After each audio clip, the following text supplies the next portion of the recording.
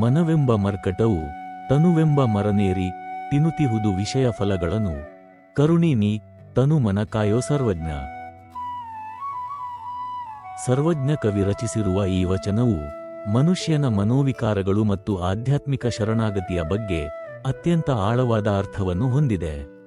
ಇದರ ವಿವರವಾದ ವಿಶ್ಲೇಷಣೆ ಇಲ್ಲಿದೆ. ಮನವೆಂಬ ಮರ್ಕಟವು. ಇಲ್ಲಿ ಸರ್ವಜ್ಞನು ಮಾನವನ ಮನಸ್ಸನ್ನು ಮರ್ಕಟಕ್ಕೆ ಅಂದರೆ ಕೋತಿಗೆ ಹೋಲಿಸಿದ್ದಾನೆ. ಕೋತಿಯು ಹೇಗೆ ಒಂದು ಕ್ಷಣವೂ ಒಂದು ಕಡೆ ಸ್ಥಿರವಾಗಿ ಇರುವುದಿಲ್ಲವೋ ಹಾಗೆಯೇ ಮನುಷ್ಯನ ಮನಸ್ಸು ಕೂಡ ಚಂಚಲವಾದುದು. ಅದು ಕ್ಷಣಕ್ಕೊಂದು ಆಲೋಚನೆ, ಬಯಕೆ ಮತ್ತು ಆಸೆಗಳ ಹಿಂದೆ ಓಡುತ್ತಿರುತ್ತದೆ. ತನುವೆಂಬ ಮರನೇರಿ. ತನು ಎಂದರೆ ಶರೀರ ಅಥವಾ ದೇಹ.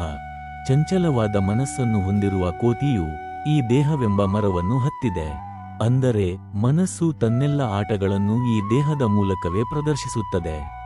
ದೇಹವು ಮನಸ್ಸಿನ ಇಚ್ಛೆಯಂತೆ ನಡೆಯುವ ಒಂದು ಆಧಾರವಷ್ಟೇ ಆಗಿದೆ. ತಿನ್ನುತ್ತಿಹುದು ವಿಷಯ ಫಲಗಳನ್ನು. ಕೋತಿಯು ಮರ ಹತ್ತಿ ಹಣ್ಣುಗಳನ್ನು ತಿನ್ನುವಂತೆ ಮನಸ್ಸು ದೇಹದ ಇಂದ್ರಿಯಗಳ ಮೂಲಕ ಲೌಕಿಕ ಸುಖಗಳೆಂಬ ವಿಷಯ ಫಲಗಳನ್ನು ಅನುಭವಿಸುತ್ತಿದೆ.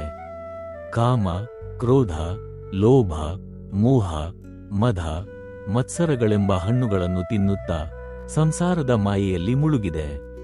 ಇಲ್ಲಿ ವಿಷಯ ಎಂದರೆ ಐಹಿಕ ಸುಖಗಳು. ಇವು ತಾತ್ಕಾಲಿಕ ಮತ್ತು ಮನುಷ್ಯನನ್ನು ಅಧೋಗತಿಗೆ ತಳ್ಳುವಂಥವು. ಕರುಣಿ ನೀ ತನು ಮನ ಕಾಯೋ ಸರ್ವಜ್ಞ. ಕೊನೆಯ ಸಾಲಿನಲ್ಲಿ ಸರ್ವಜ್ಞನು ಭಗವಂತನಲ್ಲಿ ಅಥವಾ ಪರಮಾತ್ಮನಲ್ಲಿ ಮೊರೆ ಇಡುತ್ತಿದ್ದಾನೆ. ಹೇ ಕರುಣಾಮಯಿಯೇ, ಈ ಚಂಚಲ ಮನಸ್ಸು ನನ್ನನ್ನು ದಾರಿ ತಪ್ಪಿಸುತ್ತಿದೆ.